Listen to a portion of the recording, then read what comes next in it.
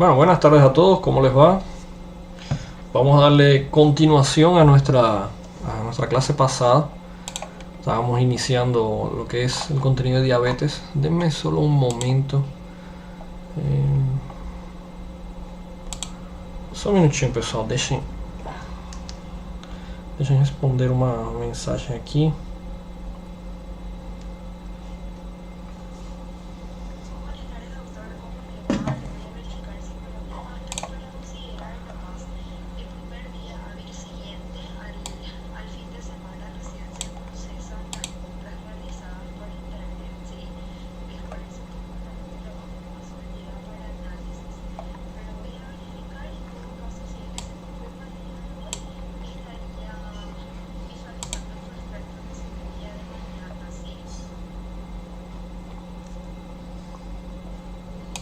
Só um minutinho, pessoal. Deixem responder um áudio aqui. Só um minutinho.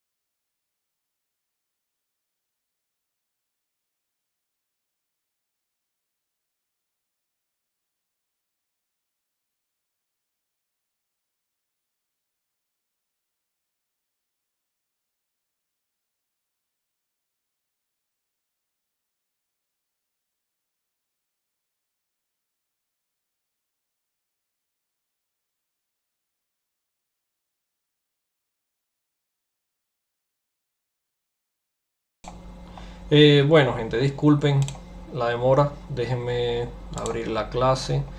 La clase pasada vimos conceptos de diabetes. Vimos... a ver, nuestra fisiopatología de la diabetes. Acá. Habíamos visto mitos y verdades, ¿no?, sobre diabetes. Vimos algunas cosas de estadística y nos quedamos, a ver en qué diapositiva nos quedamos.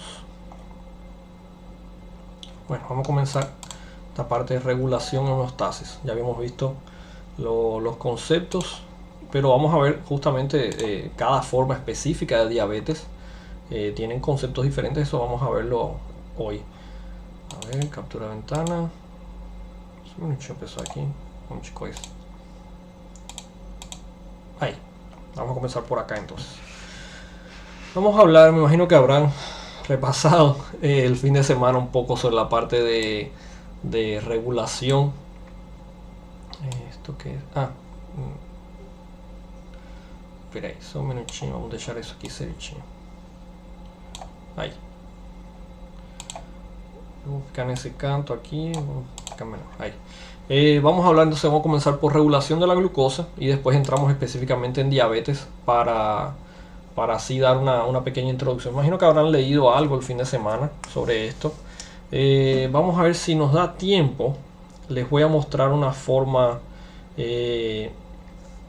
un poco particular de diabetes que incluso no está citada en la clasificación, pero es una forma que ha caído bastante en estudios recientemente, y de repente, por si en algún momento alguien les pregunta o si de repente cae en un examen, no el mío, pero de repente en algún examen, que sei lá, examen de revalida, prova de título, coisa assim, vocês possam ter uma noção de que é.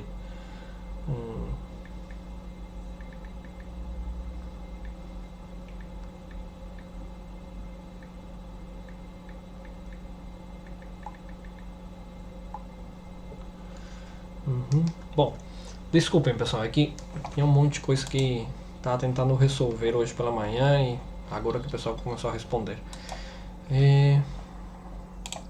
A ver, la otra forma de diabetes.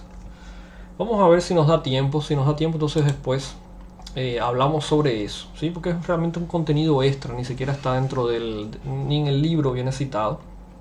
Pero en los últimos tiempos se ha vuelto un asunto un poco voy por lo menos a mostrarles, caso no nos dé tiempo, hablamos de eso en otro momento, pero no quiero olvidarme, porque ya me di cuenta que ahora cuando les iba a dar la clase me di cuenta que ao pessoal do B eu esqueci de falar umas coisinhas da fisiopatologia da diabetes, aí eu vou ter que refazer para eles, então eu já não vou esquecer isso com vocês, só que isso aqui também não passei para eles, é muita coisa.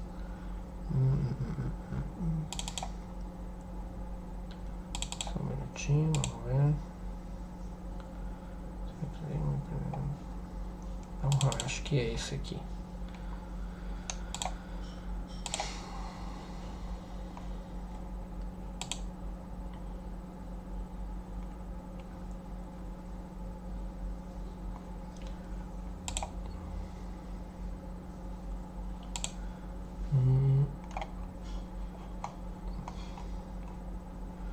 Bom, eu tenho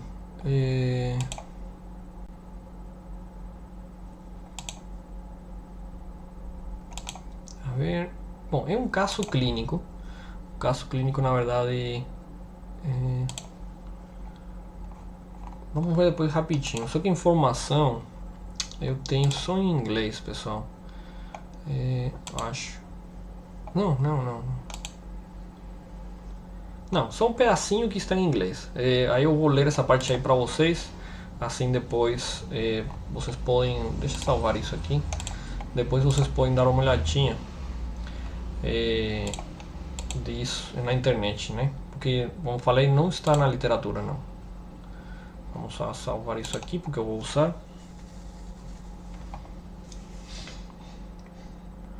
Perfeito. Bom, isso aqui depois vamos ver. Vamos deixar essa parte aqui.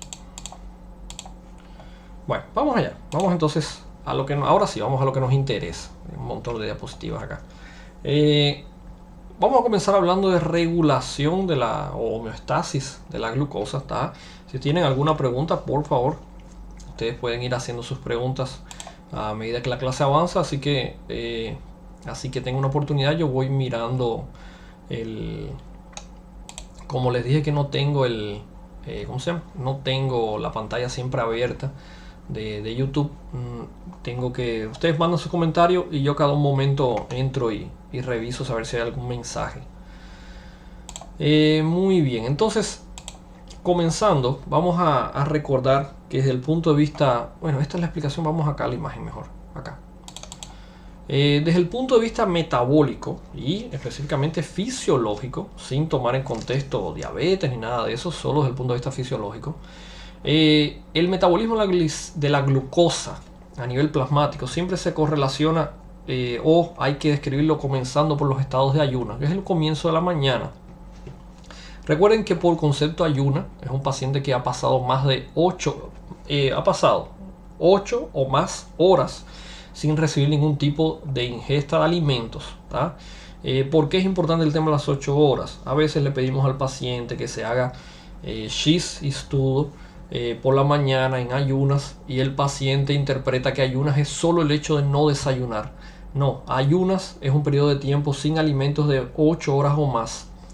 ¿Qué sucede? Si el paciente a la noche comió alimentos, contenido graso, alto contenido de azúcares, y a la mañana, eso fue de noche, tarde, y a la mañana se despierta para ir a hacer un estudio laboratorial, el estudio laboratorial a la mañana temprano va a dar alterado y no refleja el estado metabólico basal del paciente. ¿Por qué? Porque el paciente no completó las 8 horas de ayunas. Realmente vamos a ver un valor postpandrial aún. Recuerden que también postpandrial es 2 horas después de la alimentación, ¿tá? En este caso, en estado de ayuna, lo que vamos a ver que a medida que el paciente se despierta, ¿tá? Vamos a tener una baja concentración de insulina, ¿tá? A nivel plasmático. Esta baja concentración de insulina se acompaña generalmente de altos niveles de glucagón. La función del glucagón en este caso es justamente proveer las bases, o sea, desencadenar las vías, las rutas metabólicas que generen una producción, una cantidad nueva de glucosa a nivel plasmático, o sea, estimular liberación de glucosa. ¿De qué maneras sucede esto? Bueno, el glucagón de hecho estimula por varias vías la producción de glucosa.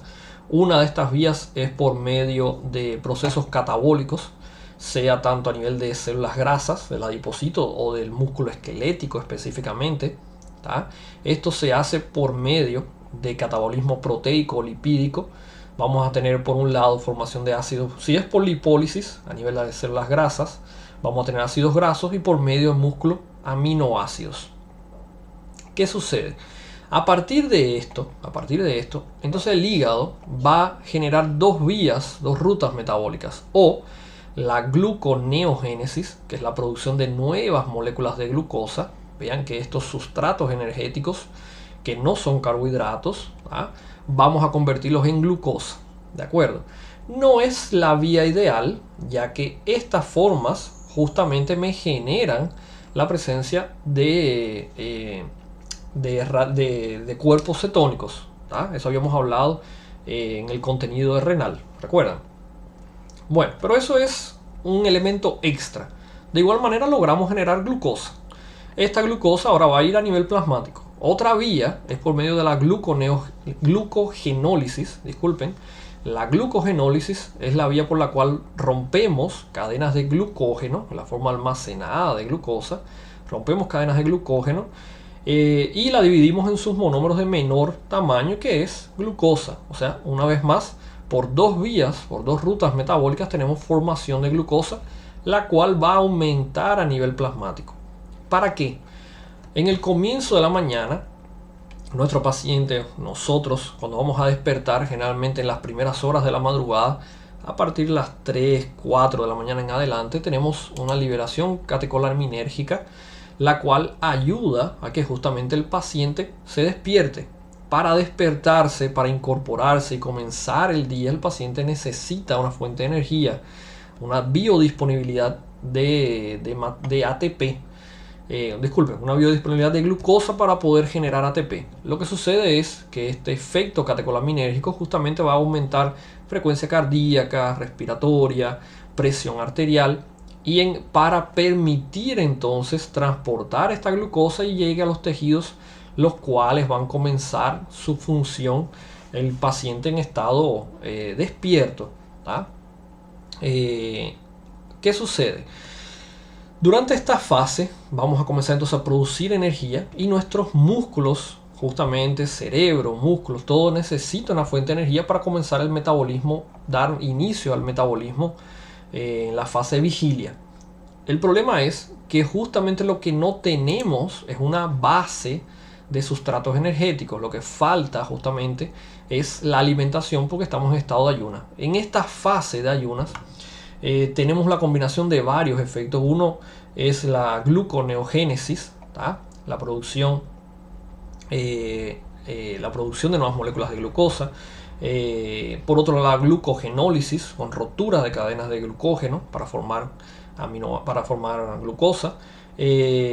Una reducción de la captación asimismo de glucosa por parte del tejido insulino dependiente o insulino sensible, disculpen, justamente células grasas y células musculares. O sea que en esta fase la glicemia va a comenzar a aumentar, pero no hay insulina para captar. Entonces, por más de que estos tejidos son tejidos de gran captación de glucosa, sobre todo el músculo esquelético, al hecho de no haber biodisponibilidad de insulina, entonces simplemente no sucede la captación. La glucosa progresa. Esto en parte es un hecho para intentar de que haya disponibilidad de glucosa para todos los tejidos, ya que estos serían los que más captarían. Otro mecanismo sería la lipólisis, por la cual vamos a tener la biodisponibilidad entonces de ácidos grasos para poder utilizarlo finalmente en la conversión, en la producción final de glucosa.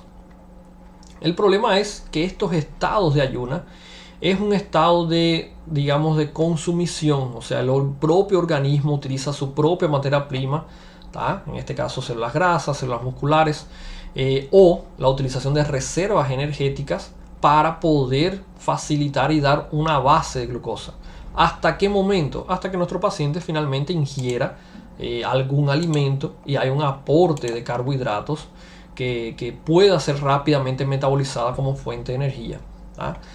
Carbohidratos necesitamos la alimentación, necesitamos una fuente de energía rápida. El problema es el exceso y el tipo de carbohidratos. Recuerden una cosa, ningún alimento directamente hace, alimentos no procesados, claro, ningún alimento no procesado es efectivamente dañino cuando es consumido en las cantidades correctas, exceptuando algunas cosas como por ejemplo los azúcares procesados o refinados, que es el caso de la sacarosa, y el caso del cloruro de sodio, que es la sal. El resto de los elementos todos los adquirimos por la alimentación, no es necesario el aporte. ¿Por qué usamos sal y azúcar? Simplemente por una cuestión de paladar. Azúcares nosotros adquirimos de hecho por el consumo de frutas. No es el mismo tipo de azúcar, obviamente, pero es fructosa, es un azúcar. Es una fuente aún más rápida de energía. No es la ideal porque se consume rápidamente metabolizada. Para eso tenemos carbohidratos. Las proteínas también pueden ser utilizadas cuando son degradadas en aminoácidos. Sin embargo, es un proceso que demora mucho más tiempo y tiene consumición también de energía para su catabolismo, para su metabolismo en sí, del consumo de las proteínas. Entonces no es una fuente rápida de energía. El carbohidrato sí. Sin embargo, el consumo en exceso se asocia a alta ingesta calórica también. Y ese es un problema que vamos a ver enseguida. Vean que el glucagón, secretado por las células alfas del páncreas, cuando las concentraciones de glucosa e insulina son bajas, estimula la glucogenólisis y la gluconeogénesis en el hígado y la médula renal.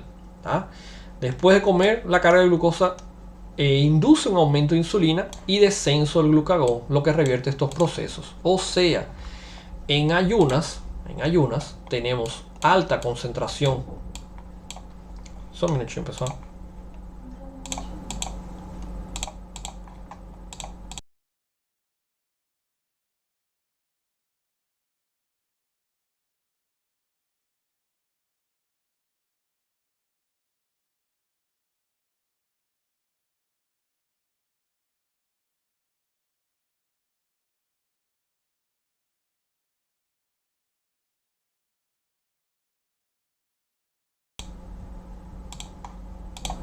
Desculpem, pessoal. Minha esposa está precisando pegar umas coisas aqui no quarto. Ela não quer aparecer na tela.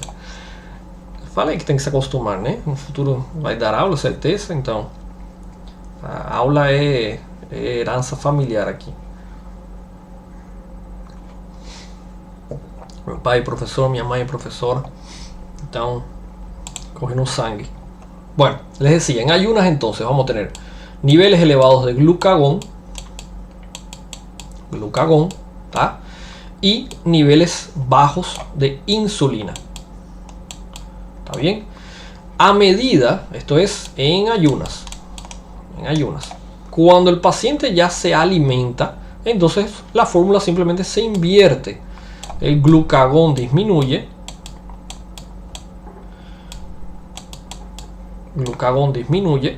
y la insulina aumenta. ¿Esto en respuesta a qué? Esto es en respuesta a la biodisponibilidad de glucosa. Cuando la glucosa es baja, el páncreas libera glucagón. Cuando la glucosa es baja, el páncreas libera glucagón para estimular la biosíntesis de glucosa. Cuando la glucosa aumenta, porque nos alimentamos, entonces el páncreas lo que libera es insulina. Situaciones, manteniendo dentro de la idea de fisiológico, situaciones de estrés físico, orgánico, como estados patológicos. Y ojo, hay estudios recientes que hablan que estrés mental también puede generar esto. Estrés propiamente, vamos a tomar en general, estrés puede desencadenar aumento y desencadena, de hecho, aumenta las concentraciones de noradrenalina, norepinefrina, aumenta las concentraciones de nora, lo cual estimula a nivel pancreático esta misma vía, liberación de glucagón, lo cual hace que aumente la biosíntesis de glucosa. ¿Por qué les digo esto? Situaciones de estrés físico, mental, tienen el mecanismo orgánico es justamente estimular y producir más glucosas para que haya biodisponibilidad para el organismo. En el caso del estrés físico, una situación, recuerden que la adrenalina, noradrenalina o norepinefrina son hormonas son elementos asociados al estrés, a efectos rápidos, a la famosa fuga. Entonces la biodisponibilidad de ATP es necesaria. El organismo no hace mucha diferenciación si lo que él tiene es estrés por causa psíquica, estrés por estados patológicos. De igual manera va a liberar nora y adrenalina, la cual van a estimular la biodisponibilidad de glucagón y el aumento de glucosa. En el paciente saludable esto puede tener impactos a largo plazo, sí puede tener, sin embargo en el paciente con predisposición a la diabetes, de hecho, o paciente diabético, esto es un factor agravante bastante importante. Hay pacientes diabéticos que situaciones de estrés laboral pueden generar hiperglicemia por más de que el paciente se mantenga con medicación. Ojo, que eso a veces sucede muy frecuentemente. ¿Está bien? Vamos a continuar. Esta es la misma vía. Boté dos veces. Algo que no quiero dejar de hablarles es el ciclo de Cori. El ciclo de Cori es el mecanismo por el cual el paciente en estados de ayuno prolongado se mantiene. Y vean una cosa importante aquí. Estos estados de ayuno prolongado tienen un impacto importante a nivel metabólico por lo siguiente. Cuando utilizamos glucosa, por ejemplo a nivel muscular, que son tejidos de alta capacidad son insulinos sensibles, utilizamos esta glucosa, sobre todo cuando hay baja presencia de oxígeno, hay baja presencia de glucosa, de fuentes de energía. La producción de glucosa, o sea, el metabolismo de la glucosa va a generarme 2 ATP. Esto va a generar piruvato y finalmente el lactato. El lactato puede ser reutilizado por vía contraria, vía reversa a nivel hepático y ser metabolizado de nuevo lactato en glucosa. Esta glucosa ser metabolizada nuevamente a nivel muscular en lactato, piruvato, lactato y podemos volver a tener un ciclo. Siempre dicen que supuestamente este ciclo es infinito, pero no lo es por una cuestión matemática. Para yo metabolizar glucosa, teniendo como resultado lactato, yo tengo una producción de 2 ATPs. Pero para yo revertir el proceso del lactato bioquímicamente en glucosa, yo necesito gastar 6. O sea que yo produzco 2 para gastar 6. Hay una diferencia de débito de 4 ATP que progresivamente mi organismo no logra suplantar. Por eso es que estos procesos, el ciclo de Cori a largo plazo, no es sustentable. La glucólisis anaerobia a largo plazo no se mantiene. Por eso es cuando estamos en estados de poca presencia de oxígeno, poca presencia de glucosa a largo plazo esto va a desencadenar procesos catabólicos. Vamos a ir propiamente a una pérdida de energía solamente por el hecho de intentar mantener un metabolismo basal. Esto sucede muchas veces en pacientes en estado, por ejemplo, sépticos, que justamente o pacientes con disturbios respiratorios graves también pueden generar esto. Progresivamente el paciente no tiene el aporte necesario y va al catabolismo. Recordemos que la insulina es una hormona anabólica.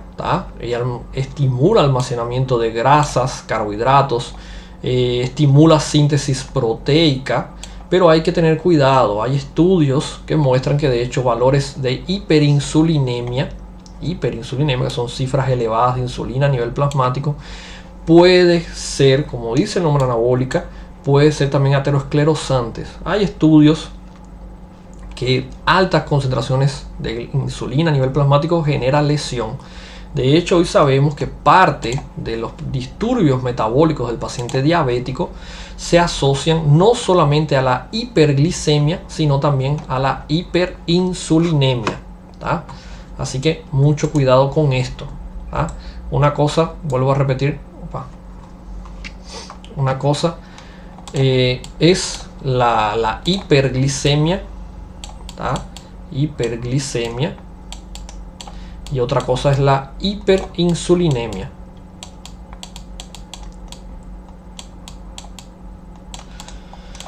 En el paciente diabético existen fases en que podemos ver inclusive mayor hiperinsulinemia que hiperglicemia, ¿tá? Esto es un proceso compensatorio. Después vamos a hablar de esto, que es la llamada fase de luna de miel.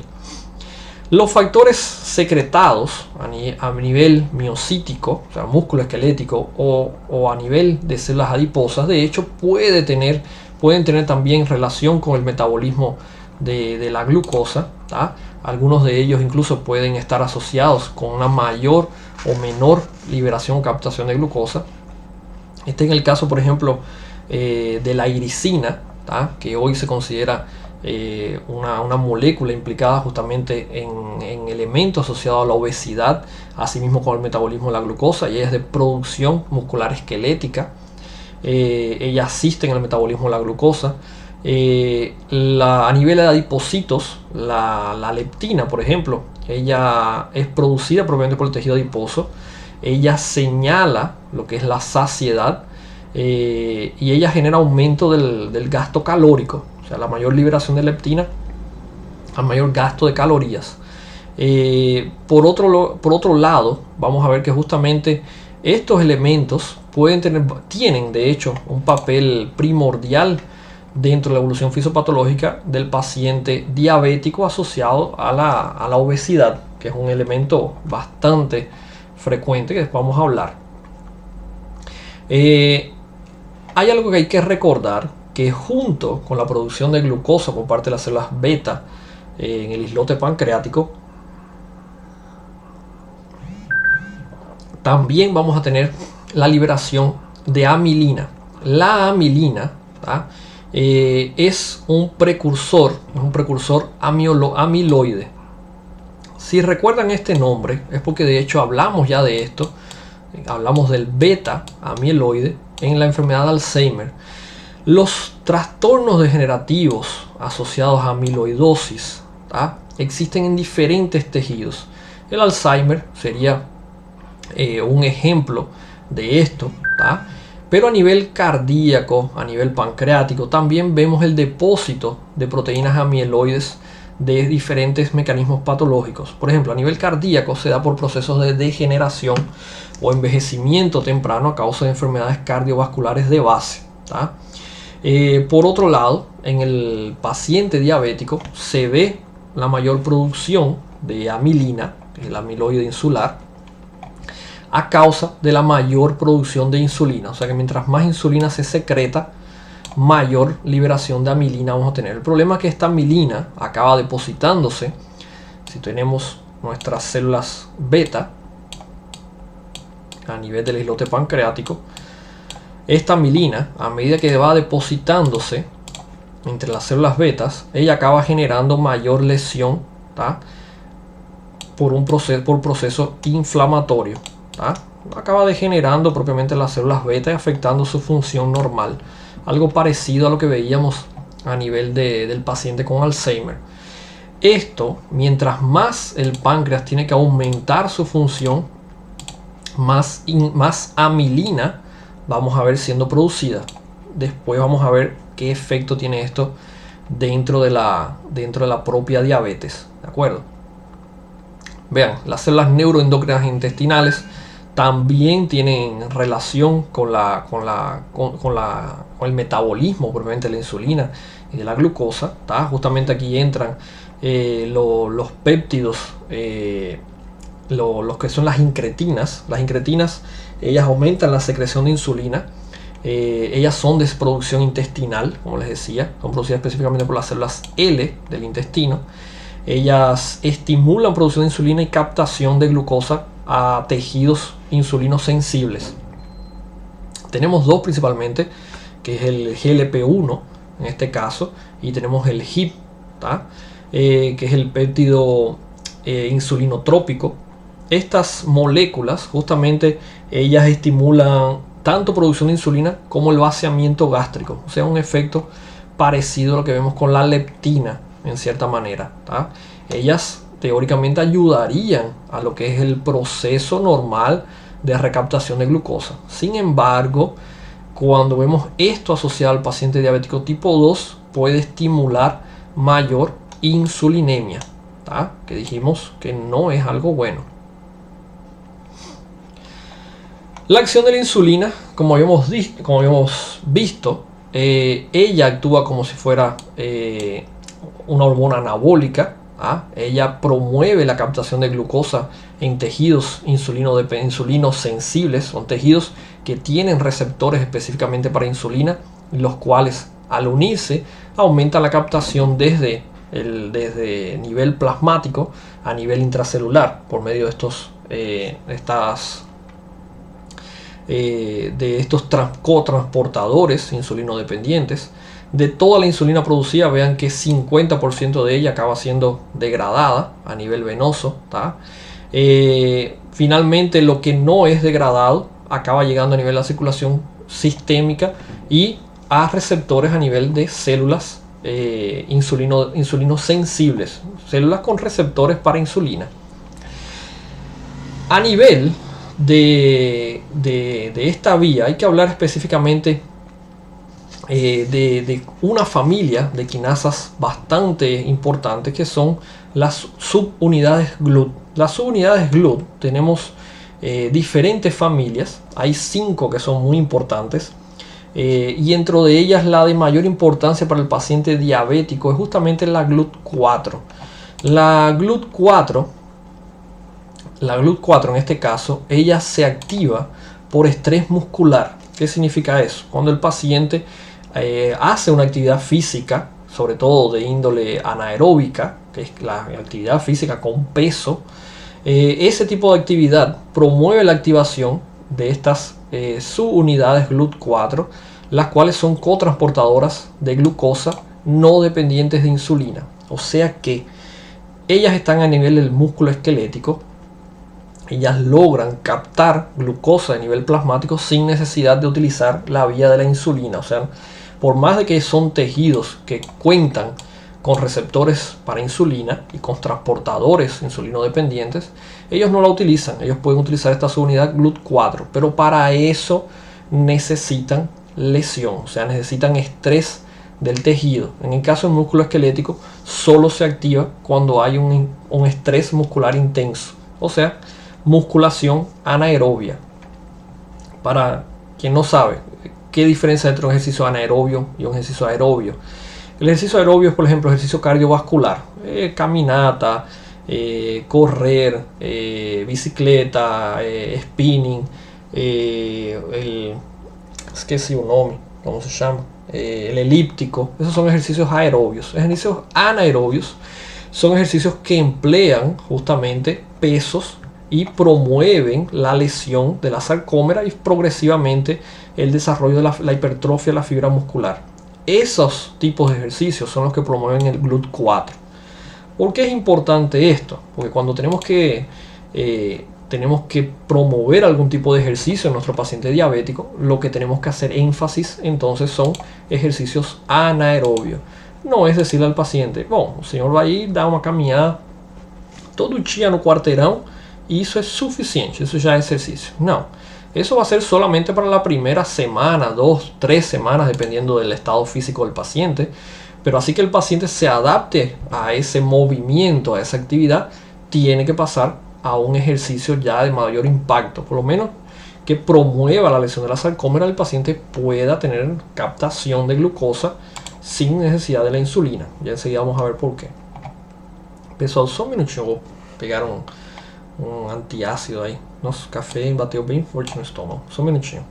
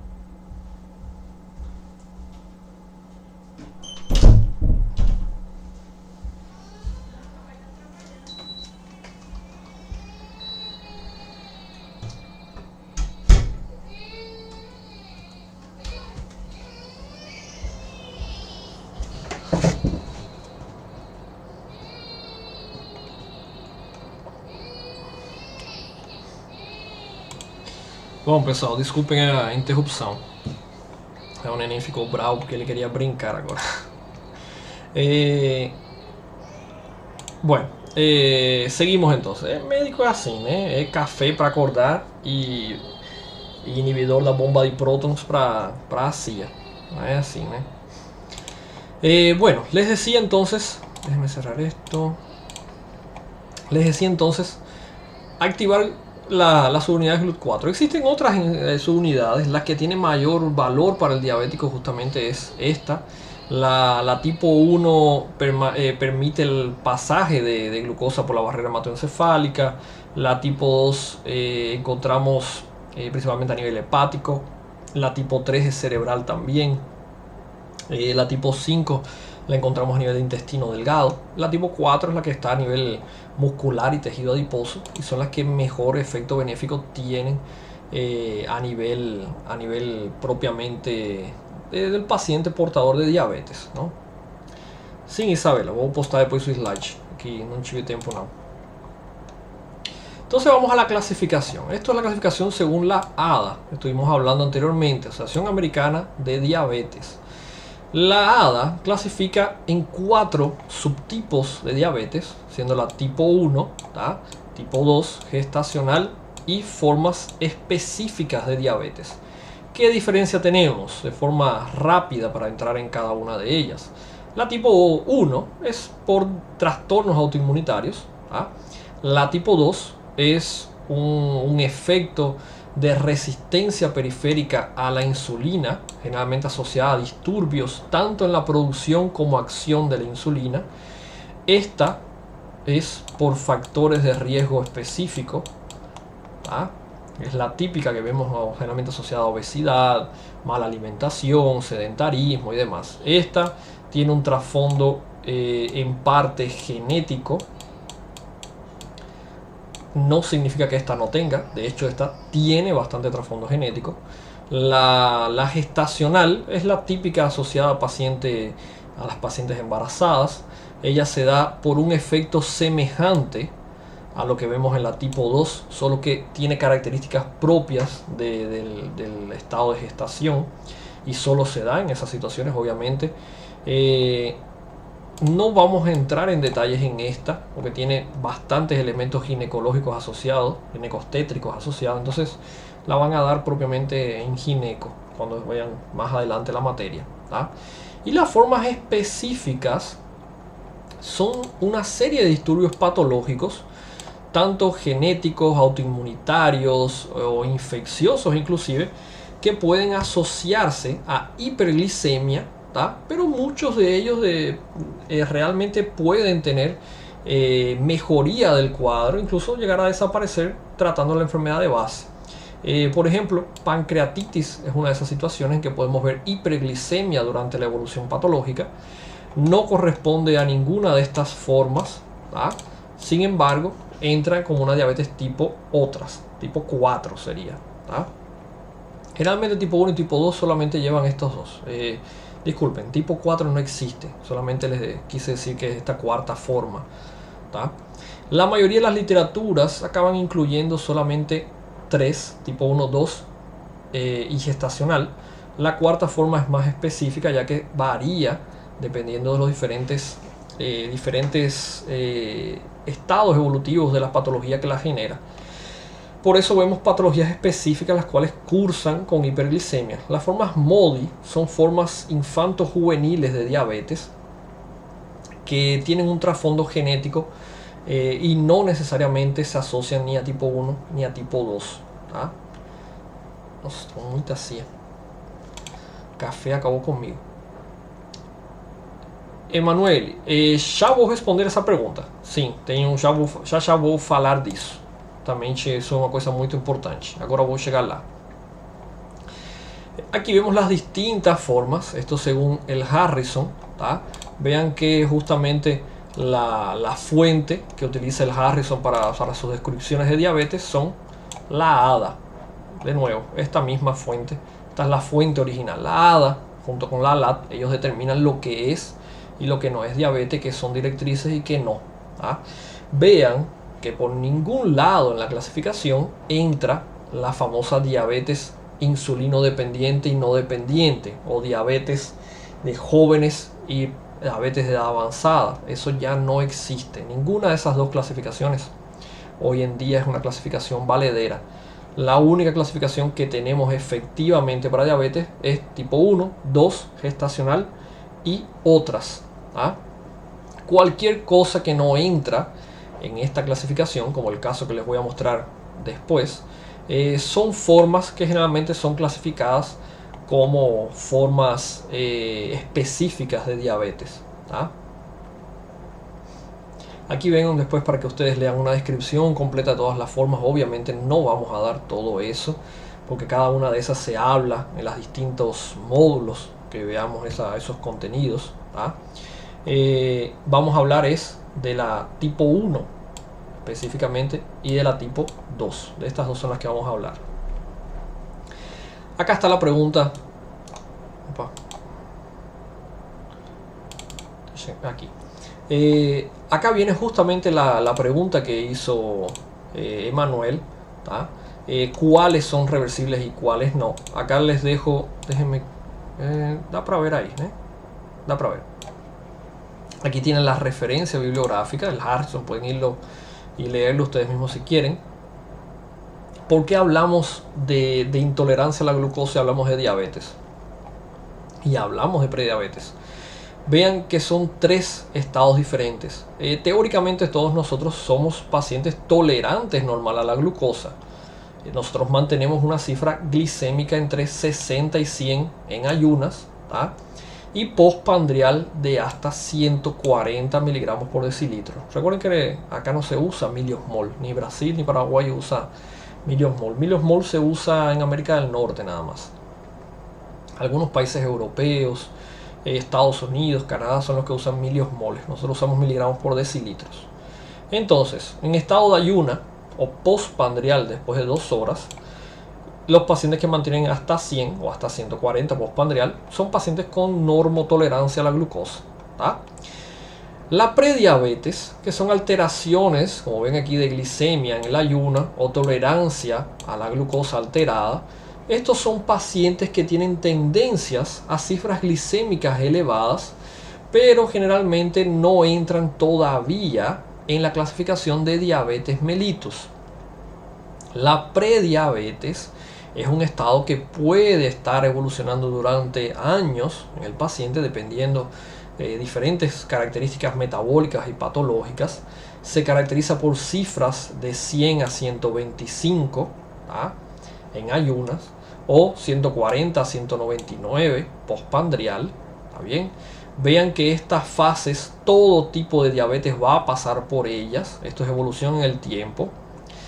Como ven acá, estas sechillas, estas flechas, indican la capacidad de reversión. Vean que todas ellas tienen la posibilidad de avanzar.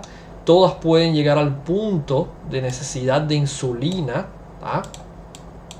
La que siempre va a ir en ascenso, siempre va a avanzar, es la tipo 1. No tiene capacidad de regresión. Después vamos a ver por qué. La tipo 2, mientras esté en la fase de prediabetes, todavía puede volver a la tolerancia normal a la glucosa. La misma cosa la diabetes gestacional, y la forma de otros tipos, las formas específicas, depende de cada una de ellas. Cada una de ellas tiene características diferentes, por eso no se puede generalizar en esta categoría acá. No podemos generalizar si todas van a poder retornar o no. Teóricamente la gestacional, fue la pregunta del colega, puede revertir. La paciente después de la gestación puede volver a la normotolerancia o puede mantenerse como prediabética o diabética.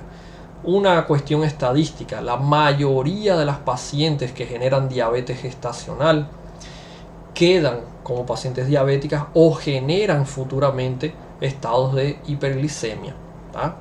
No es obligatorio, pero sí es muy probable. ¿Se entendió? La pregunta de Emanuel, respondiendo a la pregunta de él. En el caso de la diabetes tipo 1 siempre va a ir en avance. La tipo 2 podemos revertirla hasta cierto punto, depende mucho Esto de esta capacidad de reversión, yo considero particularmente que depende práctica y exclusivamente del paciente. ¿Por qué? Porque la medicación solamente va a mantener estable las cifras glicémicas. Lo que realmente va a revertir el cuadro, lo único que realmente la medicación no revierte el cuadro. Lo que revierte el cuadro es alimentación, ejercicio físico. En el tipo 2, la pérdida de factores de riesgo es lo que efectivamente, la desaparición de los factores de riesgo, es lo que efectivamente controla y retorna la enfermedad a estados de normotolerancia. Por eso la medicación es solamente para prevenir las complicaciones, prevenir lesiones de órgano diana, pero lo que realmente va a normalizar las cifras glicémicas del paciente va a ser completa y exclusivamente lo que él haga para tratar la enfermedad. ¿tá? O sea que el ejercicio físico y alimentación acá son indispensables. ¿tá? Existe una tríada de tratamiento en la diabetes, que es tratamiento farmacológico, actividad física y alimentación. Si uno de los tres falla, automáticamente no tenemos un propio control de la diabetes mellitus. Igual que la Triforce. Não sei se alguém vai saber o que é a Triforce. O pessoal que jogava videogame nos anos 90 vai saber. Entonces, o desenho eu fiz errado, mas basicamente é isso. Agora, uma cosita que quero esclarecer. Até hoje, pleno século 21, ano 2021, justamente, tem médico ainda que acha que pré-diabetes é coisa inexistente, é coisa que fala, sei lá, médico naturalista, mas não é assim. Vou lhes relatar uma história curtinha para vocês saibam o que vocês como estudantes brasileiros têm que se enfrentar. Tem um menino, não vou falar o nome, eu acho que ele já é da turma que formou, ou é a turma que está no internato agora, não tenho certeza.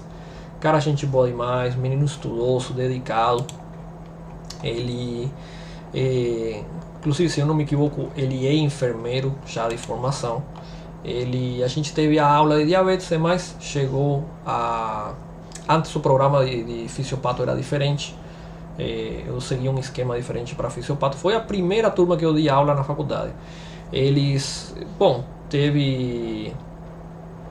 Teve as férias, né? Eles passaram de quinto para sexto. Eles foram de férias. Ele conseguiu fazer estágio lá, né? Trabalhando e fazendo estágio na sua cidade. E no estágio, ele quando voltou me contou isso. Disse que estando lá no estágio, ele estava de plantão com o médico, né? Porque ele é enfermeiro. O médico estava com ele e saiu a questão da diabetes, né? Por um paciente, aí uma discussão por um paciente. Aí ele fala, não, doutor, assim, porque a cifra glicêmica, né? O menino falou corretamente, a cifra glicêmica do paciente coincidia com uma pré-diabetes, pelos fatores de risco e demais. Aí que o médico olhou para ele e com maior deboche falou assim, nossa, mas isso que te ensinam em Paraguai, pré-diabetes não existe não. Pré-diabetes, você tem diabetes ou não tem, e pronto. Bom, deixa eu lhes mostrar aqui, pessoal. Isso aqui, justamente eu mostrei para ele. Isso aqui eu levei para ele ver, porque o menino ficou muito abalado, né, desse comentário, sendo que a gente tinha dado já na aula. Bem aqui, isso é diretamente copiado e colado do Harrison, tá? Essa tabela, de fato, é do Harrison, a tabela que eu estava mostrando para vocês na aula. Vocês sabem que eu uso muito, a América Latina inteira, todo médico que forma utilizando o Harrison. É praticamente impossível alguém nunca ter lido. Tem pessoal que gosta, tem que não, mas todo mundo conhece. Vean, aquí está la descripción del texto de la tabla y abajo está la referencia bibliográfica. Vean lo que dice ahí. Algunos utilizan el término riesgo aumentado de diabetes, ¿tá? Como es el caso de la ADA para prediabetes, o hiperglicemia intermedia. Esto es según la OMS, World Health Organization, en lugar de prediabetes, adoptado por la American Diabetes Association, la ADA, en 2014. ¿tá? O sea que ou seja que essa pessoa que está lá numa UPA, num posto de saúde, sei lá, não interessa não, que provavelmente está tratando os pais, avós de vocês, minha sogra, a família da minha esposa, essa pessoa acha que pré-diabetes não existe. E essa pessoa não trata então o paciente pré-diabético, como para ele isso é uma cifra normal. Por que para ele isso é uma cifra normal? Eu vou lhes explicar o porquê. Até hoje, muito laboratório continua trazendo essas cifras aqui como cifra normal de glicemia. E eu estou cansado de ver colega pegar esses valores, chegar paciente com 115 de glicemia e eles botaram um assim, tups, ok, tá tudo bem com essa glicemia 115. Isso já é pré-diabetes, isso já se trata. Isso é um paciente com alto risco de desenvolver diabetes mellitus. Muitas vezes você vê que o paciente é hipertenso, cardiopata, o paciente tem comorbilidade, idade avançada e ele está em pré-diabetes. Ele está no momento ideal para você pegar ele, tratar direitinho e voltar à normalidade ele. Mas essa pessoa que está aí, que merece ser denunciada no CFM e perder o registro somente por falar uma barbaridade dessa, e segundo, demonstrar desse jeito de um colega, né? Porque ele, estudante de medicina, já é colega, ainda mais já no final da carreira. Por desgraça, ele é que trata nossos familiares, né? E casos como esse vocês também, certeza, conhecerão muitos. Assim que, pessoal, uma coisa, primeiro que nada, isso não sei eu porque sou fodástico, nada, isso não, desculpem a palavra. Isso eu sei porque leio. E vocês também vão saber hoje porque vocês leram e tiveram aula. E amanhã vocês vão saber coisas porque amanhã leram. E vocês vão saber coisas que eu não sei. Mas você tem que ter muito cuidado em medicina para falar não. Olhem que dificilmente eu falo não para vocês. Eu sempre falo, pode ser, temos que pensar um pouquinho, mas o não rotundo é difícil em medicina, tá? E você achar que sabe tudo, significa que você não sabe nada. Mientras mais você acha que sabe, menos sabe, tá? Isso não falo eu, isso falo meu pai que tem 40 anos de médico. Ele fala que tem tanta coisa que ele não sabe. Mas é isso aí, essa é a descarga de hoje. Então eu trago para vocês aqui, ó, a referência. Aqui, de novo, do site da ADA. Vocês podem entrar se quiserem. Eu tenho uma membresia da ADA, só que eu tenho que fazer a renovação. Da ADA não, da ALAT, que é a latino-americana. Eu tenho que renovar minha membresia. Pela questão da pandemia, eu não consegui fazer a renovação. Mas eu quero renovar de novo, porque todo ano tem o congresso. E para os sócios, eles sempre é de graça, né? Então, está aquí, vean, esto ustedes pueden accesarlo, el concepto es gratuito, las directrices pueden buscarlo que lo bajan de otra parte, generalmente el congreso es el que, o las videoconferencias son las que son pagas, ¿no? Para eso hay que pagar, pero no es ni siquiera caro. Entonces, aquí ven entonces nuestras referencias, ¿tá? Vean, valor de prediabetes según hemoglobina glicada, según glicemia en ayunas y según postpandrial, tá? Entonces, não deixem ninguém querer falar essas coisas para vocês não, tá? Tem muito pessoal estudando faculdade lá no Brasil que não vamos nem começar. Vamos para lo siguiente entonces. Esto es lo que les dije anteriormente. Estas dos clasificaciones ya no existen. Ya no existe clasificación de diabetes según la edad. Esto hoy no, esto existe hace décadas. Igual el concepto de insulino dependiente y no dependiente, eso no existe. La dependencia o no de insulina depende del estado evolutivo de la diabetes. Tanto la 1, la 2, como la gestacional y las otras pueden llegar a necesitar insulina o no. La tipo 1 siempre va a llegar, ¿tá? Las otras 3 depende mucho de la forma en que evolucione el cuadro para llegar o no. ¿Está bien? Entonces, solamente recordar eso. Eso lo vimos también en la vez pasada cuando hablamos de los mitos y realidades. ¿Está bien?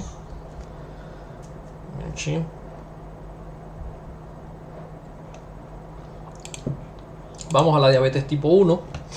La diabetes tipo 1, como ven, es consecuencia de interacción de diversos factores genéticos, ambientales e inmunológicos. De hecho, la diabetes tipo 1 acaba teniendo una serie de elementos bastante complejos, tiene carga genética, pero no tiene tanta carga genética como tradicionalmente se piensa. En el tipo 1 tenemos una disfunción de células beta y finalmente disfunción de producción de insulina. ¿Tá? La OMS, vean que la considera anteriormente denominada diabetes insulino dependiente o juvenil, ya no se usa ese concepto. Tenemos poca síntesis de insulina.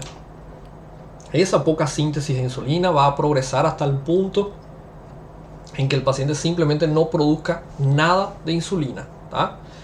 Esto es lo que les decía, algunos pacientes se comportan fenotípicamente como diabetes tipo 1, no tienen marcadores inmunitarios, anticuerpos anticélulas beta, ¿tá? No tienen marcadores genéticos de diabetes tipo 1 tampoco, y acaban quedando una especie de nivel intermedio entre diabetes tipo 1 y tipo 2, pero sin embargo se comportan como tipo 1. Estos son pacientes que hay que tener un poco cuidado. Después es lo que les voy a mostrar. Justamente es más frecuente en pacientes afrodescendientes y pacientes asiáticos. Esto es raro, no es común. Se trata como como paciente diabético tipo 1. Generalmente no tiene factores de riesgo de tipo 2. Sin embargo, los anticuerpos no están, pero hay que tratarlo como un tipo 1.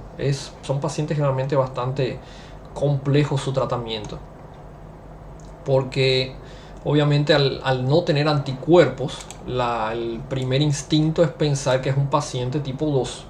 Sin embargo, es tipo 1. Cuando hablamos de factores genéticos infecciosos inmunitarios, esto hay que asociarlo con lo que vemos generalmente en pacientes con enfermedades autoinmunes. Técnicamente la diabetes tipo 1 se comporta de esta manera. La diabetes tipo 1, el paciente ya nace con su base genética. Sin embargo, en algún momento él tiene lo que es llamado inmunoactivador o gatillante o gatillo inmunológico.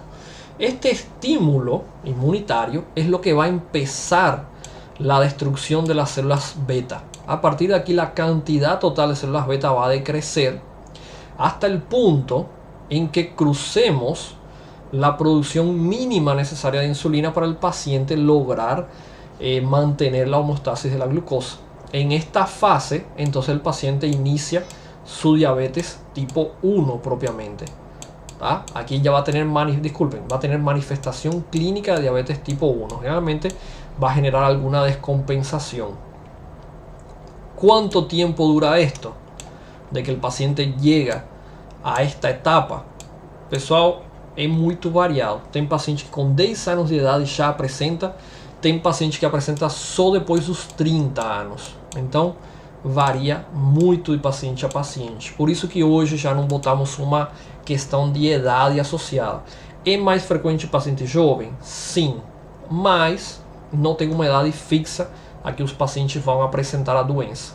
Todo depende de quando é su inmunoactivador, de quando vai ser el gatillante. Meu neném está acabando lá fora. Está acabando com a avó dele. Esta fase que tenemos acá, esta fase que ven acá, desde que empieza la destrucción de células beta hasta que manifiesta clínicamente la enfermedad, es la llamada fase de luna de miel, fase de lua de mel. Por quê?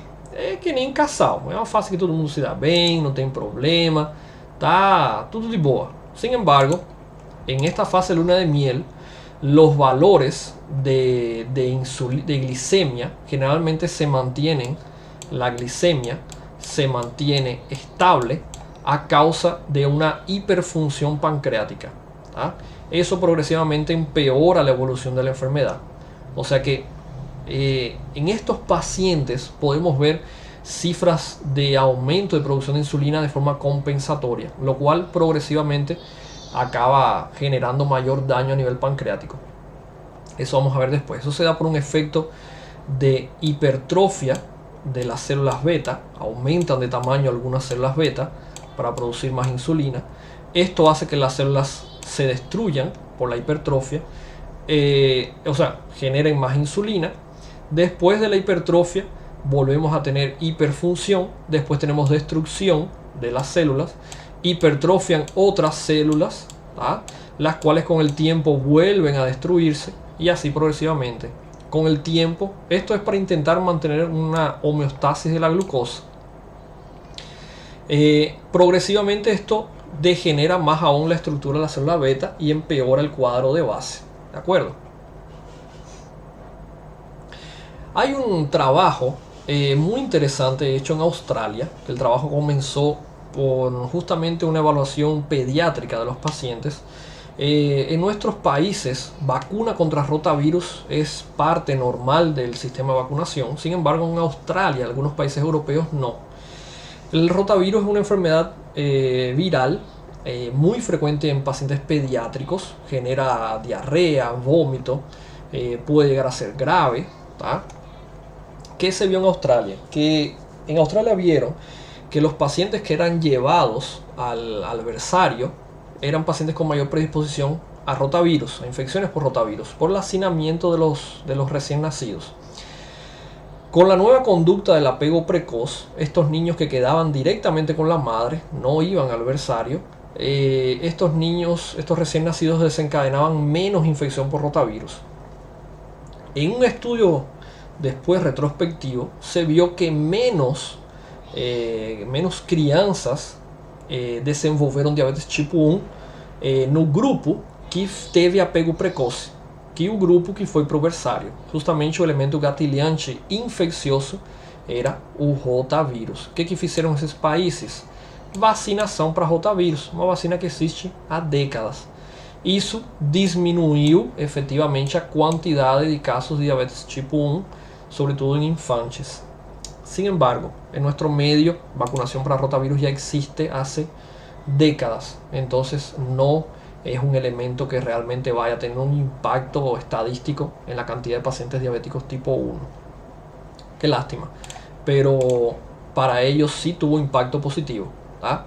Otro elemento, consumo de gluten durante la infancia. Ojo, hasta hace poco tiempo se pensaba que lo que aportaba mayor riesgo, y esto es una relación estadística bastante importante entre pacientes con intolerancia al gluten, ¿tá?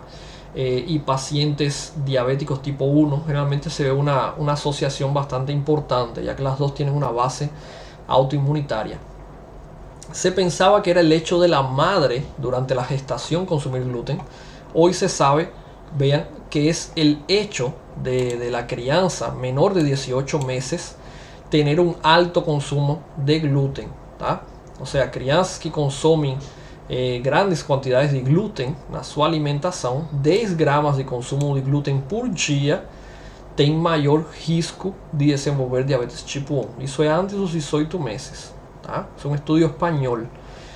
Olhem que interessante, tá? Esto es un elemento no infeccioso inmunitario, o sea, es un elemento inmunitario barra nutricional. Por eso es que veíamos factores ambientales también asociados. Así que vemos otro elemento para la diabetes tipo 1. Esto sí lo podemos hacer, y en nuestro medio hay bastante consumo de gluten. Una pregunta.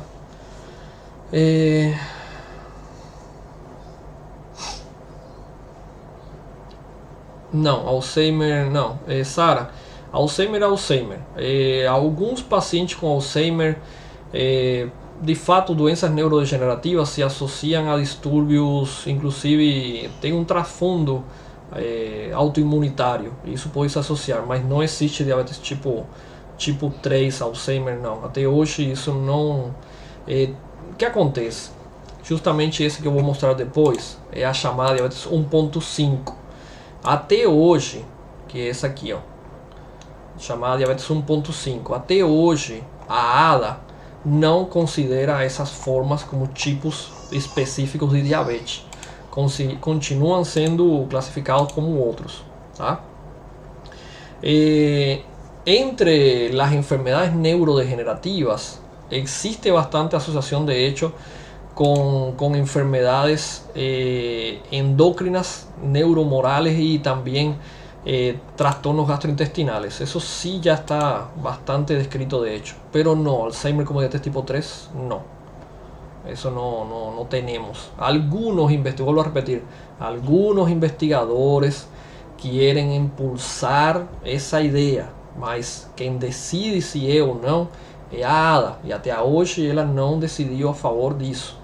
De fato, a 1.5, que já é bem descrita, que é a que a gente falou, é mais frequente em afrodescendente, asiático, até hoje a ADA não considera um subtipo específico, fica somente como outros, entra no grupo de outros, tá bom? Uma coisa que é muito frequente e também não fica descrita é a diabetes associada ao paciente com pancreatites. Paciente com pancreatites faz hiperglicemia durante o curso da doença. Não é uma forma específica de diabetes, é simplesmente paciente com pancreatites e hiperglicemia. Ela fica na classificação de outros tipos, tá? Que é essa classificação que les mostré al comienzo. Así que no, por desgracia hay muchas clasificaciones como esa queriendo ser impulsionadas, a veces hay que tener cuidado. Por eso es que es importante hacer la diferencia de estudio para directriz. Directriz es lo que la ADA publica, que es lo que nosotros consideramos para tratamiento. Estudio, vamos a ver de todo un poco, ¿está bien? ¿Qué hacía? No pasa nada. Consideraciones genéticas, esto es muy importante.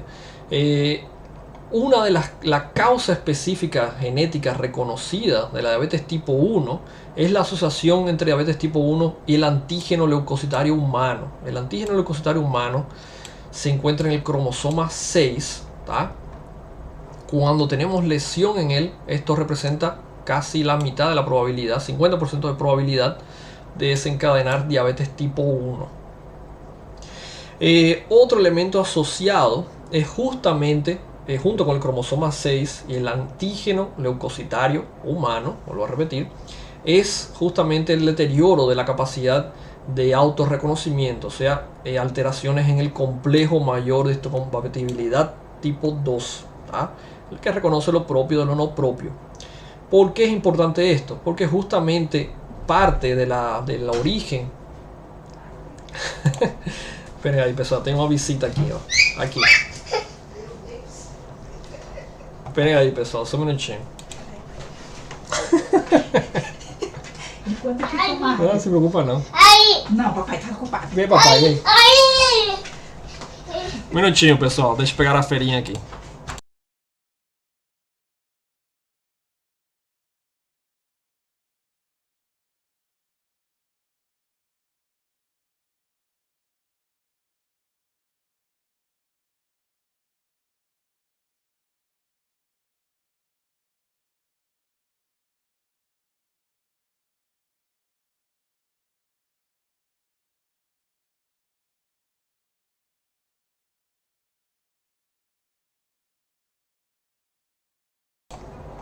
Desculpem, pessoal, é que geralmente nesse horário eu sempre brinco um pouquinho com ele antes de ir pro hospital. E ele veio com todos os bonecos dele pra brincar. Aí ele aprendeu a abrir a porta dele, porta com chave, e ele abre. Ele não fala nada, ele só sabe falar ai, K de carro, ele fala Ravi, fala mama, e só essas coisas assim. Ele, pela questão do idioma, ele está tendo um pouquinho de dificuldade ainda. Ele fica escutando todo dia falar espanhol, português, tudo misturado, assistir desenho em inglês. Vamos ver, quando começa a falar vai misturar tudo. Mas vamos fazer o que, né? Bueno, les estaba diciendo, parte de esto es justamente el ataque a las células beta mediado por linfocitos tipo T, que es lo que acaba generando la respuesta inmunitaria celular, la cual acaba degenerando las células beta y por consiguiente disminución de los valores de insulina, ¿tá? Vean que el riesgo de diabetes tipo 1 aumenta 10 veces en parientes de personas con la enfermedad. O sea, se você tem familiar de primeiro grado diabético, você tem 10 vezes mais risco de desencadear diabetes tipo 1 que o paciente que não tem herança familiar, tá? Pero vean que técnicamente la herencia familiar, y esto quiero llamar la atención, es de solo 3 a 4%, se, por exemplo, vocês teriam ou eu um risco de 3 a 4% de ter diabetes tipo 1 se seus pais têm diabetes tipo 1, tá? 5 a 15 si es un irmão, porque obviamente ahí teve herança. Lo que quiero que entiendan, y después les voy a mostrar, es que vean que de hecho la tipo 1 es menos hereditaria que la tipo 2. Después vamos a ver por qué, ¿tá? Vean, en consecuencia muchos sujetos con diabetes tipo 1 no tienen un pariente de primer grado con el trastorno. Obviamente tener familiar aumenta el riesgo, pero no significa herencia, ¿tá? La mayoría de los pacientes tipo 1 son esporádicos de hecho. Obviamente existe la carga genética, existen factores ambientales, factores nutricionales e infecciosos. Acá vemos justamente lo que sucede en un paciente con diabetes tipo 1. Este sería el islote pancreático, el islote de Langerhans normal. Ahí vemos la presencia de células beta, células alfa, células delta.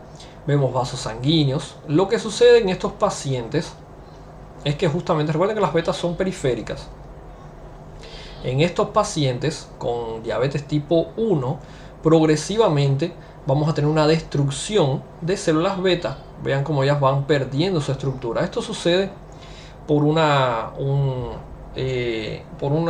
mezcla de factores. Uno, respuesta inmunitaria celular, respuesta inmunitaria humoral, principalmente por IgG, ¿tá? La celular por linfocitos T, la humoral por anticuerpos anticélulas B. Y también una mayor producción justamente de amiloide insular. Juntamos todo esto junto con un efecto de compensación en el cual las células beta hipertrofian, lesionan y finalmente mueren, y progresivamente el paciente con diabetes tipo 1 va pasando por este efecto de disminución de la cantidad de células beta, ¿tá? Progresivamente. Vamos a continuar. Las células beta parecen ser, vean, especialmente vulnerables a efectos tóxicos de algunas citoquinas, como el factor necrosis tumoral alfa, interferón gamma, interleucina tipo 1, ¿tá? Son citoquinas que son generadas en base a respuesta inmunitaria humoral, típicas de toda respuesta inflamatoria. Sin embargo, las células beta son bastante susceptibles a ellas, la cual hace que se destruya rápidamente. La formación de metabolitos de óxido nítrico, apoptosis y efectos citotóxicos derivados de linfocitos TCD8 estimula mayor destrucción y muerte de las células beta. Mientras menos células beta, menos insulina. Simple así. Menos insulina, más glicemia, más hiperglicemia, que al final es lo que lleva a las complicaciones del paciente. ¿De acuerdo? Pessoal, até aí alguma pergunta?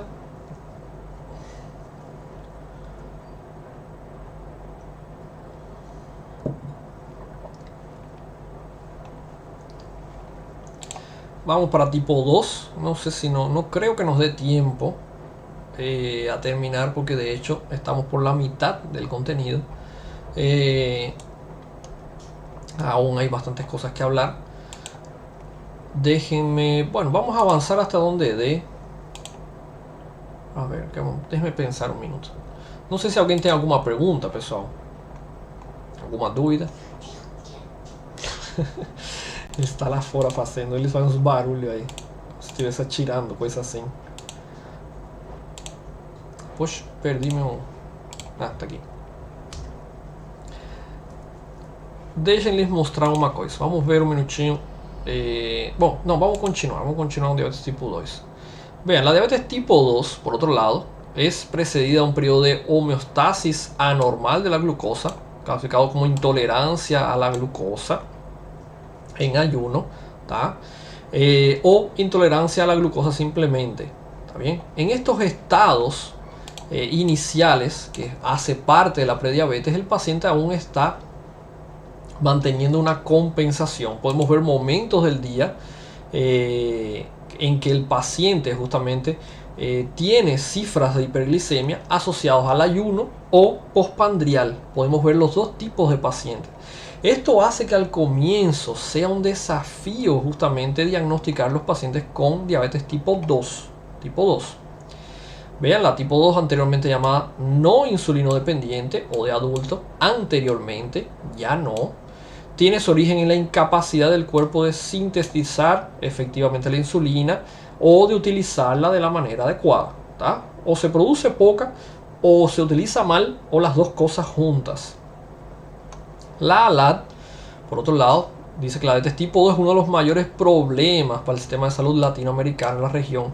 21 países y 569 millones de habitantes en riesgo de generar diabetes tipo 2. Vean la cantidad de pacientes potenciales. Nuestros países, vean aquí la prevalencia de diabetes tipo 2 asociado a la cantidad de población. Cantidad, obviamente el número total de diabetes no diagnosticada, 5 millones para Brasil, 106.000 para Paraguay. Estos son estimados, pero sin embargo vean que el porcentaje no está muy lejos. Esto se da justamente por el total de habitantes de cada país. Hay uno que le quiero mostrar acá. Vean México, aquí, vean Puerto Rico, y no está, es solo América Latina, no está Estados Unidos, no está, pero si estuviera también es alarmante. Vean esto, ¿saben por qué estos índices tan altos, México y Puerto Rico, mucho mayor que Brasil, que Paraguay? Obesidad. Estos dos países tienen una tasa de obesidad mucho mayor a la nuestra, ¿tá? Entonces justamente tienen mayor prevalencia poblacional. Vean que Puerto Rico, por más que tiene un porcentaje poblacional, acá está, bajo, ¿tá? Tiene poca población. Ven que tiene una cantidad enorme de pacientes. México, vean, casi igual a la de Brasil, sin embargo el porcentaje poblacional con diabetes mucho mayor, ¿tá? La resistencia a la insulina, ¿tá? Y la secreción anormal de la misma son elementos principales de la diabetes tipo 2, aunque persisten controversia de cuanto de efecto primario. Mayor parte de los estudios inclinan a favor de que la resistencia de dicha hormona precede a los defectos de su secreción, y que la diabetes se desarrolla solo si la secreción de insulina se torna inadecuada. Y esto es muy importante, por eso les dejo así mismo. La mayoría de las literaturas insistem em que o paciente primeiro a insulina falha na sua função e só depois para de ser produzida, no tipo 2, tá? Por que é importante isso? Porque isso implica, pessoal, que enquanto for somente falha, você pode reverter completamente o quadro. Quando for já baixa produção, já tem lesão da célula beta, tá? Esto es lo que llamamos resistencia periférica a la insulina. É uma insulina que é produzida normalmente, mas ela não ativa o receptor, tá?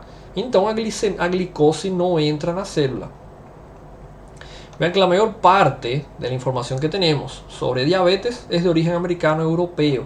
Sin embargo, el paciente de origen latinoamericano y asiático no se comportan igual al paciente europeo. El paciente europeo diabético tipo 2 o de descendencia europea generalmente lo que hacen es una resistencia periférica a la insulina, ¿tá? En el caso de los pacientes latinoamericanos, ellos generan mayor resistencia a la insulina, ¿tá? Y en Asia tenemos deficiencia. Estos dos disturbios pueden verse en ambos grupos, grupos propiamente poblacionales. ¿Qué sucede? Esto hace que sea un poco limitada la información incluso que tenemos de tratamiento, ya que la evolución de ambos grupos es diferente, ¿tá? Ellos los dos presentan las mismas alteraciones, sin embargo evolucionan un poco diferente a causa de que hay mayor prevalencia de resistencia, mayor prevalencia de disfunción de producción de insulina. O sea que el asiático tendría mayor predisposición a la utilización de insulina como tratamiento, El latino va más enfocado en trastornos de la función de la insulina, ¿tá? Por eso es importante también la parte de la carga genética en estos pacientes. Genéticamente, lo que les había dicho anteriormente, en estos pacientes vean que los pacientes de descendencia de diabetes tipo 2 tienen mayor riesgo de padecer diabetes. Ambos, cuando padre y madre tienen diabetes tipo 2, los hijos tienen 40% probabilidade. Então a gente já sabe. Quem é mais provável de herança não é o tipo 1, é o tipo 2, tá bom? Isso que eu quero que vocês lembrem, pessoal, tá bom?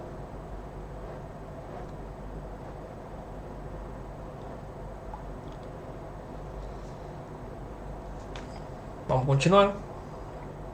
Diabetes tipo 2 e obesidade. Tá? Aqui vamos para outra coisa.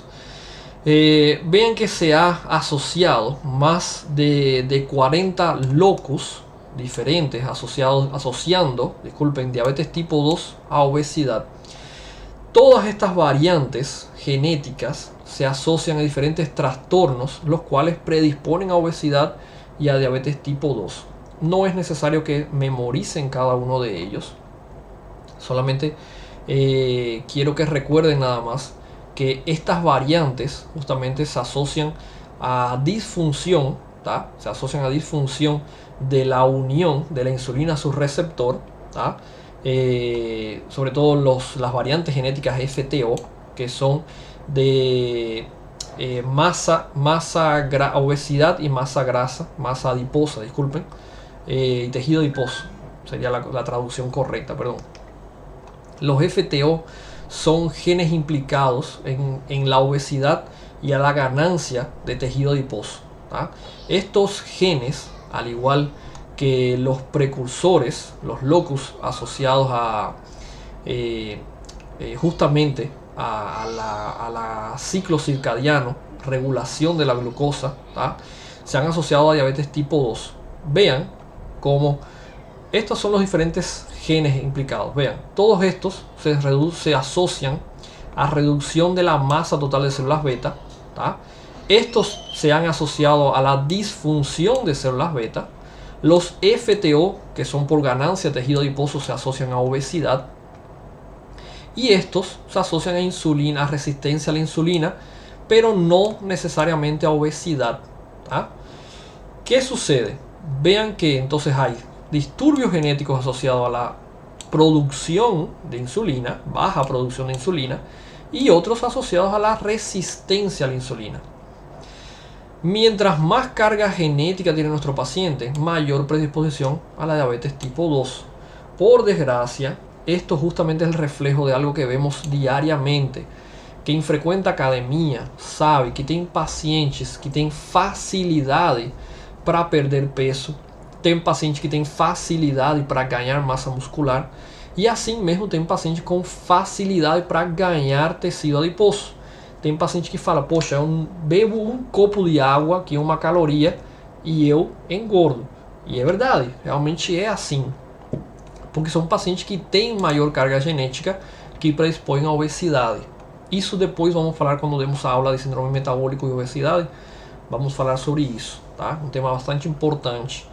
Por desgracia, el paciente entonces tiene una predisposición genética a la obesidad, lo cual le va a dificultar justamente combatir la diabetes tipo 2.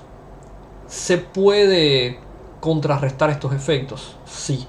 Si desde formas tempranas, y esto lo vemos familiarmente, hay familias que tienen predisposición a la obesidad, familias con predisposición a la diabetes, de forma temprana esos pacientes tienen que iniciar ejercicio físico, tienen que iniciar buena alimentación para poder contrarrestar estos efectos. Me uso a mí mesmo como exemplo. Na minha família eu tenho justamente tendência à obesidade, tá? Por uma parte da família. Tenho histórico familiar de diabetes tipo 2 e tipo 1, as duas, tá? Então, obviamente, eu tenho obrigatoriamente que manter meu peso e tenho que fazer exercício e uma boa alimentação. Senão, A base genética está toda aí, tá? Bom, aqui agora vamos entrar só na fisiopatologia da diabetes. Pessoal, vamos deixar hoje por aqui. O conteúdo é largo, a gente ainda tem que dar todo o diabetes tipo 2, que se tem uma fisiopatologia bem mais extensa. Quiero hablar de ese caso clínico que les mostré, que es la diabetes con tendencia, diabetes tipo 2 con tendencia a la cetosis, ¿tá? Que es la tipo 1.5. Así que tenemos bastante contenido todavía, ¿de acuerdo? Entonces vamos a dejar la clase de hoy por acá. Continuamos en la próxima clase día jueves de mañana, ¿de acuerdo? ¿Alguna pregunta, pessoal? Estão gostando da aula de endócrino? Ou tá chato? Endócrino tem que gostar.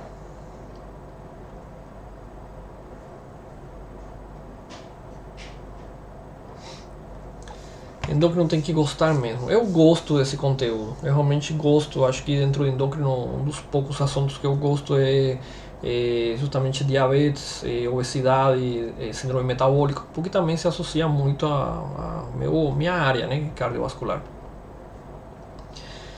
Bueno, gente, entonces dejamos por acá, continuamos próxima clase. Por suerte tenemos bastante tiempo para desarrollar contenido, ¿tá? Y nos vemos próxima semana. Voy a cargar las clases, no se preocupen. Un abrazo a todos y chao, chao. No se olviden, ojo, no sé si están marcando la asistencia. No se olviden de marcar, por favor. No se olviden marcar su asistencia todos los días ahí en la plataforma, ¿de acuerdo? Bueno, chao gente, hasta el jueves.